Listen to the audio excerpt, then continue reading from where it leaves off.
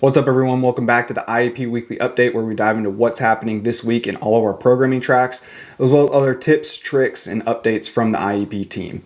If you missed it last week, we made an announcement on some open enrollment classes that we have all over the country. We have 7 in various states throughout the country. So if you're wanting to train with us, head over to our website. I'll link it here below in the description, and you can head over there and find a place near you to come out and train with us. As with last week, we are going to be covering all 3 of our main subscription programming tracks here. The first one is going to be the performance track, which is high-level training for the high performer. The second one is going to be the readiness track, which we released last week. That is the meat and potatoes of what we do here at IEP. It's a condensed version of the performance track for those who don't have 75 minutes to 90 minutes a day to train. It's condensed down to about 45 to an hour for your training times. And then we have our movement mastery program, which just released this week. It is our supplemental athletic movement programming. So it is a supplemental program meant to accompany another program that you may be on that isn't something that we do, because all of our programs include the movement. It is something that is 30 minutes a day for 3 times a week. Monday is going to be focusing on speed via acceleration. Wednesday is going to be working on change direction. It could be the shuffle, could be the crossover, could be the back pedal, could be simple loading and absorbing forces, or it could be a dynamic movement day where we just apply a bunch of drills and work on those skills that we've been working on throughout the weeks. And then we have Friday, which is our max velocity focus day. So our longer sprints, stuff that's over 15 yards, typically 20. The max that we go is 50 yards, but it is something that we want to work on consistently. So getting into our performance track, we're in week 5 of our strength cycle, and being week 5, that is a deload week for us. And so if you don't know what a deload week is, it is a time for us just to back down slightly on the volume and intensity overall. We're going to still hit some moderately heavy weights here. So essentially all we're doing is taking a step back and not completely dumping things and losing progress. That just makes it makes our ability to continue to progress as we get into the next cycle a lot more successful. Starting off the week, we have Monday, which is our speed and power day. Our main movement for the day is going to be 3-point starts. We're only going to hit 8 high quality reps here, and then we'll progress into the rest of the lift, which is going to be power cleans, just a few sets here. And then we'll hit our accessory circuit, which is the Nordic hamstring curls, a bicep movement of your choice, and then a tricep movement of your choice.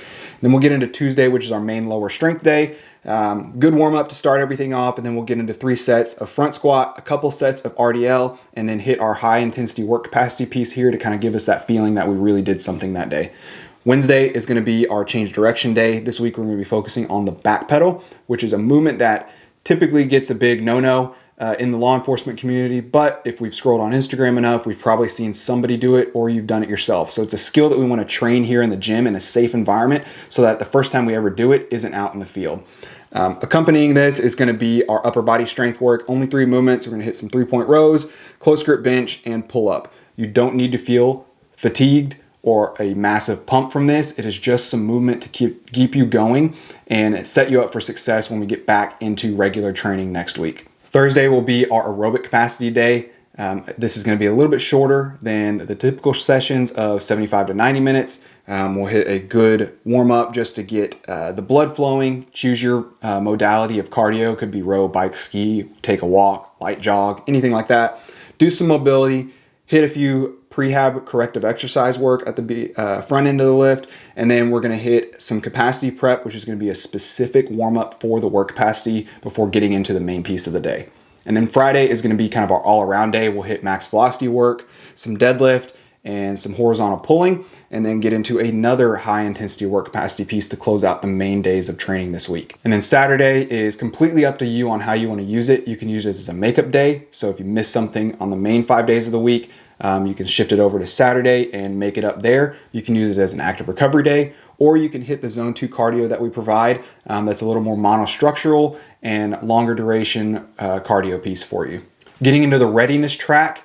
If you missed what the readiness track is, it is a condensed version of the performance track. So it is going to be similar, very, very similar to what we do. We're just going to spread the workout over the course of the 6 days and condense it down to 45 minutes to 60 minutes so that you can work out at lunch and not feel rushed and not feel like you're missing anything.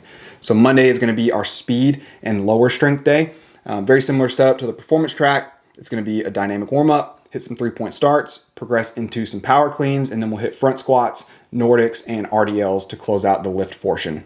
Tuesday is going to be our high intensity work capacity piece. So we'll hit a blood flow warm up just to kind of get things going, mobility, prehab corrective exercises, capacity prep, and then a high intensity work capacity piece, which is going to be very high intensity. It's going to be max effort sets, 4 sets of a max effort bike erg sprint, and then a plate push, and then 2 minutes of rest in between each round so that you can recover and put that same effort out the second, third, and fourth rounds. Wednesday is going to be our change direction day and upper body lift. It's going to be a little bit more condensed compared to the performance track. So that means with these lower reps that you need to have even more focus so that you can digest, process, and learn those skills in a more condensed manner. And then the lift is going to be very similar, if not the exact same, to what the performance track is. And it's going to be 3 sets of 5 on 3-point row, close grip bench, and pull-ups before we get into the cool down. Thursday will be our aerobic capacity piece. We'll start off with a good cardio piece just to get the blood flowing for a couple minutes, hit some mobility, prehab, corrective exercise work, then capacity prep. And then the piece this week is 20 minutes. So ideally this session only takes you 30 to 45 minutes max, depending on how long the warm-up takes you. But if you need to cut it down, then you can cut it down to 16 minutes and only do 4 rounds of the work capacity piece instead of the full 5. Totally up to you. Listen to your schedule and figure out what works best for you. And then closing out the main days of training, we'll have Friday, which is our max velocity and total body lift here. We'll hit some power skips, some build-ups, and then get into the deadlift, upper body pulling, and then hamstring work to close out the lift session before we get into the cool down. Saturday, we have our supplemental Saturday. So this provides 4 options. We recommend you only choose 2 for time's sake, but 4 options for you to do on something that you may need a little bit of extra of that you don't get in during the week. It could be zone 2 cardio, which is option 1. Option 2 is going to be a work capacity piece. Option 3 is an arm farm just to hit a little bit of biceps, triceps, and shoulders. Or you can do the prehab recovery circuit, which focuses on the shoulder, the knee, and the back, which are the top 3 injury prone areas that we found in law enforcement. Getting into the movement mastery program, this is going to be 3 days a week. It could be any 3 days a week that you have available, but we recommend you put a day of rest in between the work days.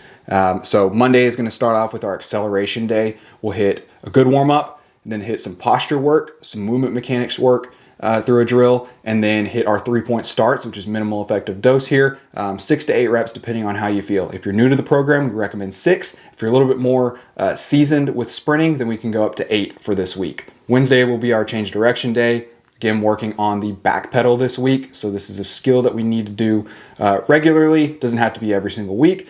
We do it once a training block so that we can maintain that skill and continue to refine it month over month. Friday will be our max velocity day. Very similar setup to Monday. This will be a good dynamic warm-up to start off. A drill that is both working on posture and movement mechanics. And then we'll get into a push primer of power skips to kind of prime us to sprint hard on our build-ups, which is going to be our main exercise. So after I post these this evening, if you have any questions as you're scrolling through or you come across something that you're not sure of, please reach out to me through the app.